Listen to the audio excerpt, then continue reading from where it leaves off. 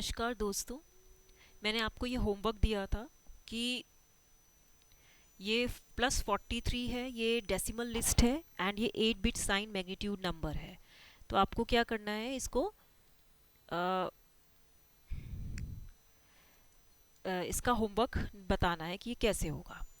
ठीक है, तो पहले तो आप बताइए डेसिमल इक्विवेलेंट का 8 बिट साइन मैग्नीट्यूड नंबर क्या होगा।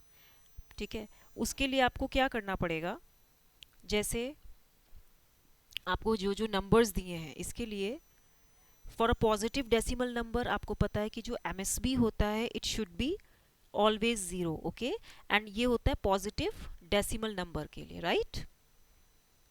And for negative decimal number आपके लिए जो एमएसबी बिट होता है ये ऑलवेज 1 होता है for negative decimal number, right. अब जैसे आपका रिप्रेजेंटेशन करना है मुझे, ये 10 हम यहाँ से देखेंगे। जैसे ये फर्स्ट नंबर है आपका, व्हाट इज दिस नंबर, 101110000। तो इसके लिए हमें एमएसबी 1 है, ठीक है। तो it will B A negative decimal number, तो 0 1 2 3 4 5 6, ठीक है। तो मैं इसको लिख सकती हूँ 0 × 2 to the power 6 plus 1 × 2 to the power 5 plus 1 × 2 to the power 4 plus 0 × 2 इस cube plus 0 × 2 square plus 0 × 2 to the power 1। इसको सॉल्व करेंगे, you what you will get here, you will get here this will be 32 and this will be 16, 32 plus 16 it will be इतना 2 2 4 2 8 2 16 2 32 and 2 8 16 32 plus 16 and इसमें 1 × 2 cube भी होगा, ये 0 1 2 3, ये 1 × 2 cube है तो ये 8 भी हो जाएगा। तो 48 प्लस 8 इज 56, एमएसबी -1, तो यानी कि -56 का फर्स्ट ऑप्शन होगा। दूसरा है आपका, मैं मार्कर चेंज कर लेती हूँ, ये वाला, ओके। 011 सेकेंड ऑप्शन जो आपको दिया है, 0 1 1 1 1 0 1 1। अगेन अब इसमें क्या, एमएसबी 0 है, you have to take this serious, ये 0 है, it will be a positive decimal number. So 1 × 2 to the power 6 plus 1 × 2 to the power 5 plus 1 × 2 to the power 4 plus 1 × 2 to the power plus 0 × 2 square plus 1 × 2 to the power 1 plus 1 × 2 to the power 0। इसको solve करोगे तो क्या होगा, ये 32, sorry ये 64 होगा, plus 2 to the power 5 32 होगा, 2 to the power 4 16 होगा, ये 8 होगा, ये 2 होगा, ये 1 होगा। 64 plus 32 is how much, it is 96 plus 24 plus 26 27, कितना हो जाएगा ये, 6 प्लस 7 इज हाउ मच। अगर मैं इसको ऐसे लिखूं, it will B 8 9 10, 9 10 11, sorry 6 plus 7 3 1 10 11 123, it will B plus 123। तो आपका ये इसमें जो ऑप्शन आएगा बी का, ये होगा। नेक्स्ट है आपका, आपको इससे क्लिक करना है। अब जैसे ये वाला है, तो मैं इसको कैसे लिखूंगी, देखिए अगेन ये एमएसबी बिट आपका 0 है, दिस इज 0, तो मैं यहाँ से 0 × 2 to the power 6 plus 1 × 2 to the power 5 plus 0 × 2 to the power 4 plus 1 × 2 to the power cube, यहाँ पे क्यूब एंड कितने हैं 0 1 0 1 0 1 प्लस 0 × 2 स्क्वायर प्लस 1 × 2 1 प्लस 1 × 2 0। तो यहाँ पे ये 32 हो गया, प्लस 8 हो गया, प्लस 2 हो गया, प्लस 1 हो गया, 10 प्लस 1 11, तो ये कितना हो जाएगा 43। तो ये प्लस 43 का ऑप्शन है, ठीक है। मैंने आपको सॉल्व करके बता रही हूँ। फिर माइनस, अब ये वाला देखिए, अब ये एमएसबी विथ 1 है, तो यहाँ पे इसको सॉल्व कीजिए। 1 × 2 to the power 6 plus 1 × 2 to the power 5 plus 0, 0 को तो कुछ नहीं लिखना है, plus 1 × 2 cube plus again 0 plus 1 × 2 square, sorry 1 × 2 to the power 1 plus 1 × 2 to the power 0, 210। तो कितना हो जाएगा ये 64 plus 32 plus 8 plus 2 plus 1। 64 plus 32 is 96, 96 plus 10 is how much, is 106, 106 and 107, तो ये वाला इसका हो गया। तो आपका जो राइट आंसर होगा, अगर आप देखें तो क्या होगा, ए का फर्स्ट है, नो नो नो नो, आपका आंसर आ रहा है कुछ, इसमें कुछ मिस्टेक्स दिए हैं आंसर्स में। देखिए ए का थर्ड है, राइट, तो यहाँ पे ए का थर्ड है, बी का सेकंड है, राइट, सी का फर्स्ट है, यस, एंड डी का फोर्थ है, तो आपका ये सेकंड ऑप्शन होगा। तो ये मैंने आपको होमवर्क दिया था, तो ये आपका क्वेश्चन हो गया होगा। अब हम दूसरे क्वेश्चंस करेंगे। देखिए यहाँ पे बताया है configuration of BJT and stability factor equation. अब इसको कैसे करना है, इसका मैच द फॉलोइंग करना है। देखिए फिक्स्ड बायस है या जो भी है, अब मैं इसको डायरेक्ट तो भी नहीं बताऊंगी। स्टेबिलिटी फैक्टर किसको बोलते हैं? It is the rate of change of IC, rate of change of collector current with respect to base emitter voltage, ठीक है, at constant beta and ICO, इसको हम क्या बोलते हैं? Stability factor. The rate of change of IC with respect to base emitter voltage at constant beta and IC is called stability factor due to base emitter voltage। तो ये आपका S of VBE हो गया। अब यहाँ पे देखिए जैसे आपका ये बोल रहा है फिक्स्ड बायस बाइसिंग, अब इसका फॉर्मूला क्या होगा? IC इज इक्वल टू क्या होता है? बीटा IB होता है। तो बीटा एंड यहाँ पे VCC minus VBE upon RB होता है। ये किस में होगा? फिक्स्ड बाइसिंग में। तो यहाँ पे इसकी value minus beta upon RE हो जाएगी, ठीक है। अभी इसका फॉर्मूला एक्चुअली थोड़ा लंबा हो जाएगा, तो मैं आपको बता देती हूँ कि इसका आंसर क्या होगा। देखिए वैसे स्टेबिलिटी फैक्टर का क्या फॉर्मूला होता है? S is equal to del IC by del ICO, यही होता है ना। तो इसका वैल्यू होता है beta plus 1 by 1 minus beta, okay, into del IB, right, upon del IC, ठीक है, ये होता है। अब आप इसमें देखिए कि मैं भी ए का सेकंड होगा फिक्स्ड बायस कॉन्फ़िगरेशन, बी का फोर्थ होगा emitter bias configuration, beta by R E by minus beta plus R B by R E. Voltage divider configuration में अगर आप देखें तो सी का फर्स्ट होगा minus beta by R E by beta plus R T H by R E. फिर D का क्या होगा? थर्ड होगा। अब इसके लिए आपको जो है डायग्राम्स पता होने चाहिए। अगर मैं डायग्राम बनाने बैठूंगी तो बहुत देरी हो जाएगी, ठीक है। तो इसका एक्चुअली सॉरी ऑप्शंस राइट करना भूल गई। तो अब देख लीजिए यहाँ पे आपको पता है कि यहाँ पे दो रजिस्टर्स होते हैं ऐसे करके, ठीक है। यहाँ पे एक ट्रांजिस्टर होता है, ठीक है, यहाँ पे, तो ये फिक्स्ड बाइसिंग है, ठीक है। अब एमीटर बाइसिंग चाहिए, तो एमीटर बाइसिंग में क्या होता है? आपका ट्रांजिस्टर है, ओफो, जैसे मान लीजिए मुझे ये वाला ही चाहिए, ठीक है।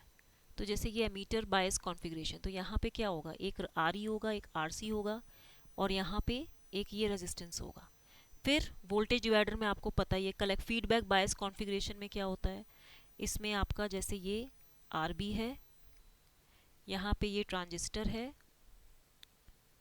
ठीक है, और यहाँ पे ये RC है, ठीक है, ये VCC है, ठीक, और ये इस तरीके से होगा। ये आपको देखना पड़ेगा। नेक्स्ट क्वेश्चन है नेचर ऑफ रूट्स पूछा है इसने। आपको देखिए ये मैं कभी करवाऊंगी बाइसिंग पे क्वेश्चंस, अभी तो ये क्योंकि क्वेश्चंस बहुत ज़्यादा हैं यूजीसी नेट पेपर 2 के, तो मैं आपको फॉर्मूला रटा होना चाहिए, ठीक है। चलिए अब जैसे ये क्वेश्चन है, इस क्वेश्चन में देखिए लोकस जो इसने पूछा है S square plus A1s plus A2 equal to 0, ये कैरेक्टरिस्टिक इक्वेशन है।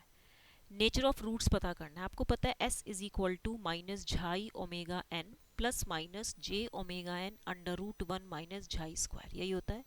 तो जो सॉल्यूशन होता है, solution of S square plus A1s plus A2 equal to 0, वो होता है S is equal to minus A1 plus minus J under root A1 square B square minus 4AC, यही होता है ना।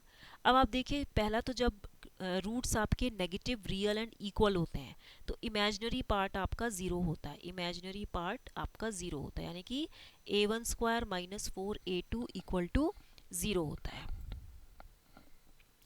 तो यहाँ पे A1 square is equal to 4A2 है, ठीक है। तो यहाँ पे कौन सा होगा? B का फर्स्ट हो जाएगा, B का फर्स्ट हो जाएगा। अब जब रूट्स कॉन्जुगेट इमेजिनरी हैं तो imaginary part must exist and the real part should be 0। That means A1 0 होना चाहिए and A2 not equal to 0 होना चाहिए। ठीक है, तो यहाँ पे डी का सेकेंड ऑप्शन होगा, ठीक है, डी का सेकेंड ऑप्शन होगा। अब नेगेटिव रियल एंड अनइक्वल है, तो इस केस में a1 square greater than 4a2 होगा, ये आपको याद होना चाहिए। कॉन्जुगेट कॉम्प्लेक्स में क्या होता है, both real and imaginary parts exist, ये एग्जिस्ट करते हैं, तो a1 square less than 4a2 होगा, तो यहाँ पे ये फोर्थ ऑप्शन हो जाएगा, ठीक है। तो आपका जो राइट आंसर होगा वो होगा ए का थर्ड बी का फर्स्ट, देखिए ए का थर्ड बी का फर्स्ट, ठीक है, सी का फोर्थ डी का सेकंड, देखिए ए का थर्ड बी का फर्स्ट सी का फोर्थ डी का सेकंड, ठीक है। नेक्स्ट क्वेश्चन है ये वाला। अब इस क्वेश्चन में देखिए, ये तो इम्पोर्टेंट है। देखिए अभी मेरे पास थ्योरी पढ़ाने का टाइम नहीं है, अभी मुझे आपको ये क्वेश्चंस कराने हैं, हम बाद में थ्योरी डिस्कस करेंगे कभी, ठीक है। अब जैसे इसने बोला जेफेट, तो जेफेट जो है, जो इंपॉर्टेंट पॉइंट्स हैं मैं बता रही हूँ। जेफेट का क्या होता है, जेफेट एक वोल्टेज कंट्रोल्ड रजिस्टर होता है, तो इसका जो है फोर्थ ऑप्शन होगा, ठीक है। मॉसफेट इन्वेंसेंट मोड में ऑपरेट करता है, तो सी ऑप्शन होगा। Tunnel diode negative resistance device होता है, तो सेकेंड ऑप्शन होगा। हैम्प्ड हाई इलेक्ट्रॉन मोबिलिटी ट्रांजिस्टर होता है, तो 2 डायमेंशनल इलेक्ट्रॉन गैस इसमें होती है, ठीक है। अब थोड़ा बहुत देख लीजिए, फेट एक वोल्टेज कंट्रोल डिवाइस होता है, क्योंकि इसमें जो output characteristics of the device होते हैं they are controlled by the input voltage, ठीक है। और current conduction is controlled by means of electric field, इसमें जो करंट कंडक्शन होता है it is controlled by electric field, okay, between gate and conducting channel, between gate and conducting channel of the device. In order to control the conduction of current from source to drain, gate voltage को हमें negative रखना पड़ता है, it is kept more negative than the source voltage in order to control the conduction between the from the source to the drain, okay। अब उसके बाद देखिए जो आपका ये MOSFET है, MOSFET में आपको पता होना चाहिए कि voltage at the control, voltage at the gate controls the operation of MOSFET. Here both positive and negative voltages are applied at the gate terminal as it is insulated from the channel. Negative gate bias voltage अगर होता है तो D MOSFET की तरह ये काम करता है, while with the positive gate bias voltage it acts as an enhancement MOSFET. Output impedance जो MOSFET का होता है ये very high होता है, it is very high, ठीक है, मतलब आइडियली हाई इन्फिनाइट होता है for a common source and common gate configuration, ठीक है। अब कॉमन ड्रेन के लिए जो मॉसफेट होता है इसका लो होता है। अब जैसे टनल डायोड है, टनल डायोड का सिंबल क्या होता है, this is your tunnel diode, right. Tunnel diode जो होता है it is a highly doped PN junction semiconductor diode used for low frequency switching, high frequency switching applications, ये tunnel diode का symbol है। इसमें जो P type and N type semiconductor होता है इट इज़ हैविली डूप्ड, ये heavily doped होता है, it is heavily doped, okay, due to a greater number of impurities. तो हैवी डूपिंग की वजह से क्या होता है, नैरो डिप्लीशन रीजन होती है, जब भी आपका डूपिंग हाई होगा, हैविली डूप्ड होगा, तो there will be narrow depletion region, it works on the tunneling phenomena. Fermi level जो होता है, इसमें जो फर्मी लेवल होता है it moves on the conduction band on the n side and inside valence band on p side. Below the Fermi level सारी states filled होती हैं, above the Fermi level all states are empty. तो tunnel diode का narrow depletion width होता है, normal forward biased operation में it exhibits the negative resistance region, ठीक है। तो ये आपको पता होना चाहिए कि इनकी जो नेगेटिव डिफरेंशियल रेजिस्टेंस होता है allows them to be used as oscillator, इसकी नेगेटिव रेजिस्टेंस कैरेक्टरिस्टिक की वजह से ये oscillator, amplifier and switching circuits में यूज होता है। और आपको पता भी होगा कि ये जो टनल डायोड होता है, ओके,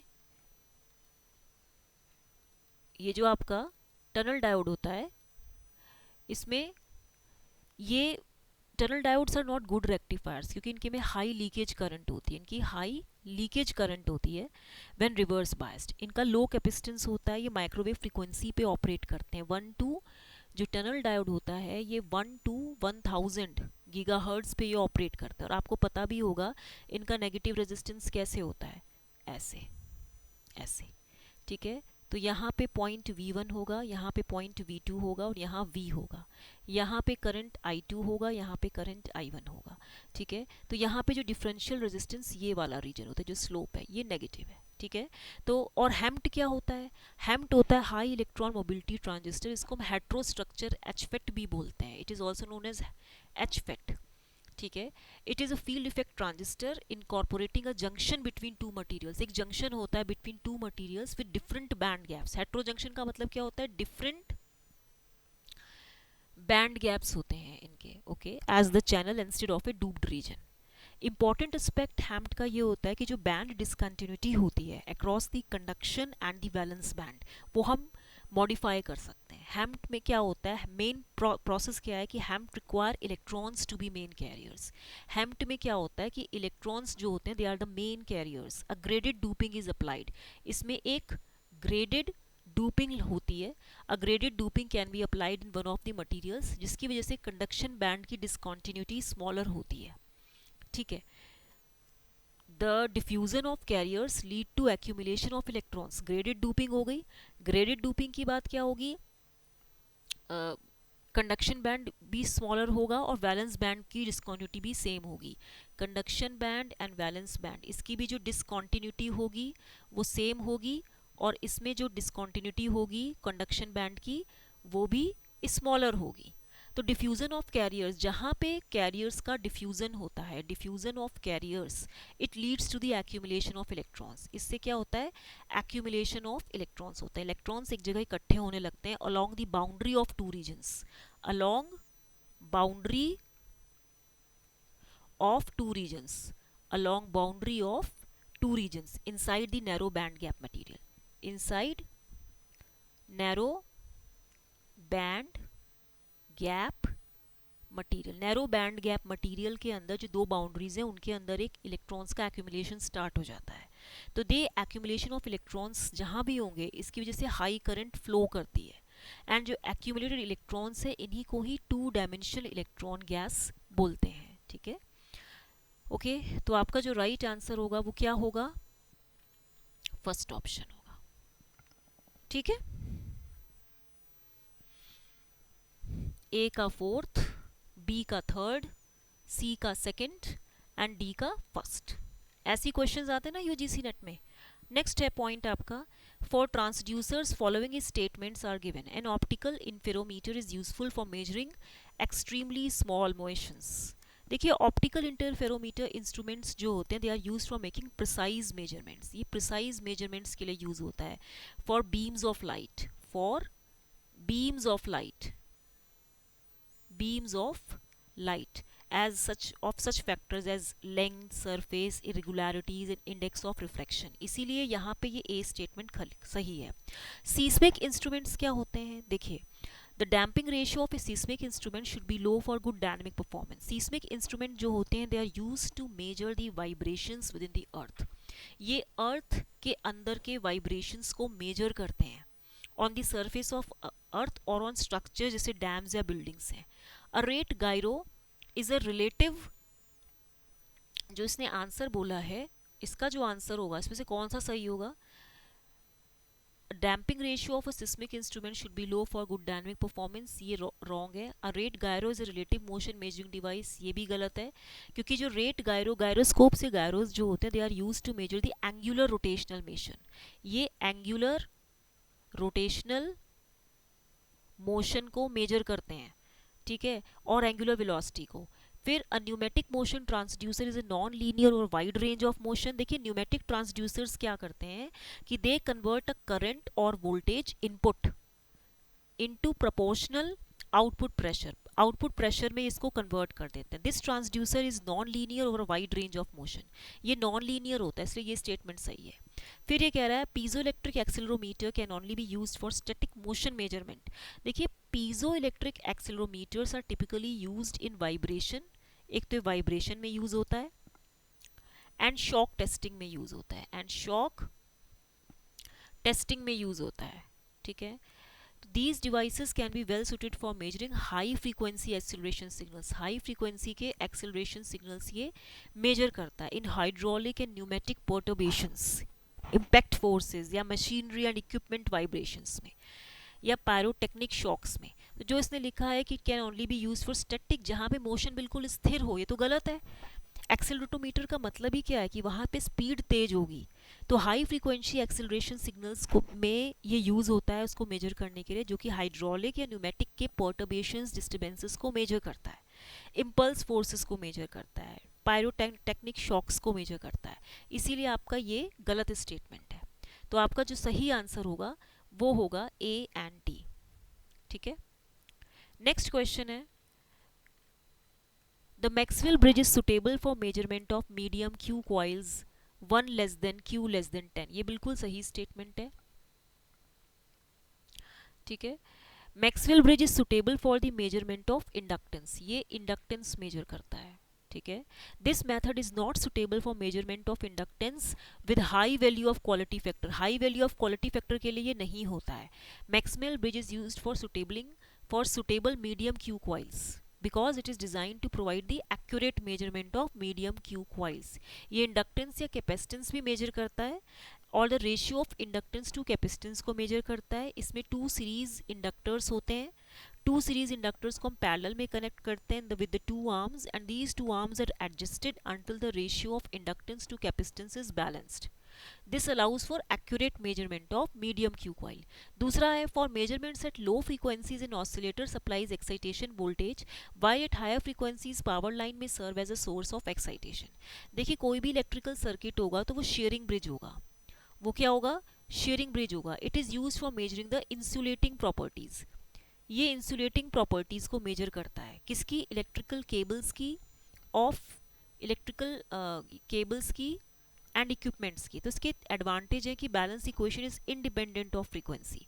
तो आपका जो यहाँ पे एक तो ए स्टेटमेंट सही है, ये वाला जो है आपका मैं बताती हूँ, रुकिए पहले तो आप ये वाला पॉइंट देख लीजिए, sharing bridge is particularly useful for the measure of insulating properties that is for phase angles, ये बिल्कुल सही स्टेटमेंट है, nearly 90 degree.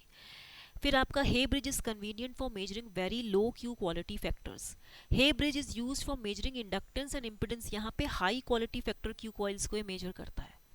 Bridge is not optimize for measuring very low Q coils, additionally bridge is not able to accurately measure very low Q coils, bridge very low Q coils को measure ही नहीं कर सकता क्योंकि इसका capacitance बहुत ज़्यादा होता है, ब्रिज का हाई रिलेटिवली कैपेसिटेंस होता है, रेजिस्टेंस वैल्यूज होती हैं। ठीक है, फिर अब इसमें जैसे ये बोल रहा है कि for measurements at low frequencies an oscillator supplies excitation voltage while at high frequencies power line में serve as a source of excitation, ये स्टेटमेंट सही नहीं है। ठीक है, क्योंकि कौन सा, इसमें तो किसी सर्किट का नाम भी नहीं लिया है। ठीक है, तो ये गलत है, तो ये आप छोड़ दीजिए। Schering bridge is use for measuring insulating properties that is for phase angles of very nearly 90।